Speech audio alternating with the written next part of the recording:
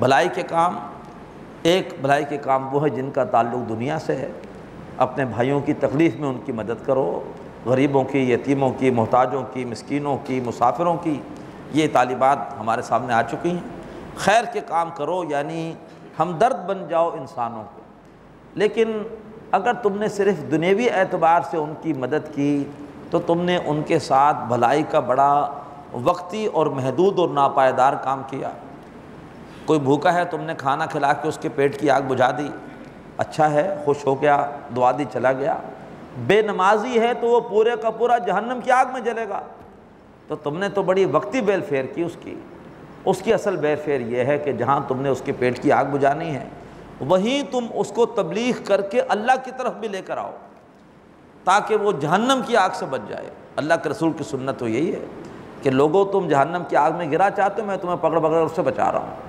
تو یہ ہے پائیدار خدمت خلق۔ ہمارے ہاں جو سماجی خدمت کے ادارے ہیں وہ کام کر رہے ہیں، لیکن وہ بڑی وقتی قسم کی خدمت خلق کر رہے ہیں، دنیا کے مسائل حل کرنے کی کوشش کرتے ہیں۔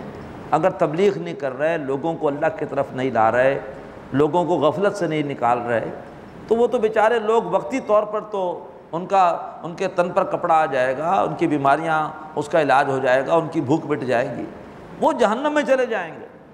تو پائیدار خیر کا کام یہ ہے کہ جہاں ہم اپنی حد تک دنیا کے اعتبار سے بیل پھر کے کام کریں، وہیں تبلیغ کے ذریعے سے انہیں جہنم کی آگ سے بچانے کی فکر کریں۔ تو وَافْعَلُوا الْخَيْرَ لَعَلَّكُمْ تُفْلِحُونَ، تو تم خیر کے کام کرو تاکہ تم فلاح پاؤ۔ ہاں، اگر آدمی کے سامنے آخرت ہے ہی نہیں تو پھر تو وہ صرف دنیوی اعتبار سے سماجی خدمتگار بن جائے، لیکن اگر آخرت کا یقین ہے تو پھر خدمت خلق سب سے بڑی یہ ہے کہ ساتھ تبلیغ بھی کی جائے اور ان کو جہنم کی آگ سے بچانے کی فکر بھی کی جائے۔ اب پائیدار خدمت خلق دنیا میں کیا ہے؟ یہ نہیں ہے کہ آپ ایک ادارہ بنا کر اور جو ہے وہ مدد کرنا شروع کر دے لوگوں کی، بلا شبہ فی زمانہ یہ بھی اچھی بات ہے، لیکن یہ پائیدار خدمت خلق نہیں ہے۔ پائیدار خدمت خلق وہ ہے جو اللہ کے رسول نے کی صلی اللہ علیہ وآلہ وسلم، اور یہ ہے کہ پورے نظام کو بدلو۔ یہ نظام ہے اس وقت ظالمانہ جو مسلسل غریب پیدا کر رہا ہے، اور آپ ادارے بنا کر کچھ غریبوں کی مدد کر دیتے ہیں، تو وہ جو توپ مسلسل لوگوں کو زخمی کر رہی ہے اس توپ کا منہ بند کرنا چاہیے تاکہ لوگ زخمی ہوں نہ، لوگ بیچارے بھوکے نہ مریں۔ ریاست کی ذمہ داری ہے ریاست کے ہر شہری کو روزگار فراہم کرنا، ریاست کی ذمہ داری ہے ہر شہری کو علاج کی سہولت فراہم کرنا، یہ ریاست کی ذمہ داری ہے ہر شہری کو بنیادی تعلیم فراہم کرنا، یہ ریاست کی ذمہ داریاں ہیں یہ۔ اور آج یورپ ان چیزوں کو سمجھتا ہے، وہاں پر یہ ساری برکات ہیں۔ وہ خود کہتے ہیں کہ ہم نے یہ برکات عمر فاروق کی ریاست سے لی ہیں رضی اللہ تعالیٰ عنہ، ہم نے اتنا اچھا نظام ان کو دے کر اور ہم خود جو ہے وہ ظلم و ستم کر رہے ہیں اپنے لوگوں پر اور اپنی جو ہے وہ عوام پر۔ تو پائیدار خدمت خلق کیا ہے؟ فرمایا وَجَاهِدُوا فِي اللَّهِ حَقَّ جِهَادِهِ، اللہ کی راہ میں جہاد کرو جیسے کہ جہاد کا حق ہے، اللہ کے دین کو غالب کرنے کی ایسے کوشش کرو جیسے کہ غالب کرنے کا حق ہے۔ اللہ کے رسول نے کوئی خدمت خلق کے ادارے نہیں بنائے کہ صحابہ کو بھیج دیا ہو کہ فلاں قبیلے میں جا کے آٹے کے تھیلے تقسیم کر دو اور فلاں جگہ جا کر جو ہے وہ ایک مفت کیمپ لگا دو لوگوں کے علاج کے لیے۔ پوری کوشش کر کے، پوری جد و جہد کر کے ایک عادلانہ نظام قائم کر دیا، اس سے جو خدمت خلق ہوئی ہے۔ معاشرے میں اب زکوٰۃ دینے والے ڈھونڈ رہے ہیں، زکوٰۃ دینے والے مل نہیں رہے۔ یہ ہے پائیدار خدمت خلق، عادلانہ ریاست کا قیام، اس کے لیے ہے وَجَاهِدُوا فِي اللَّهِ حَقَّ جِهَادِهِ۔ کس قدر تاکیدی حکم ہے، اللہ تعالی ہمیں اس حکم پر عمل کی توفیق عطا فرمائے۔ اللہ کے دین کے غلبے کے لیے ایسے جہاد کرو جیسے کہ جہاد کا حق ہے۔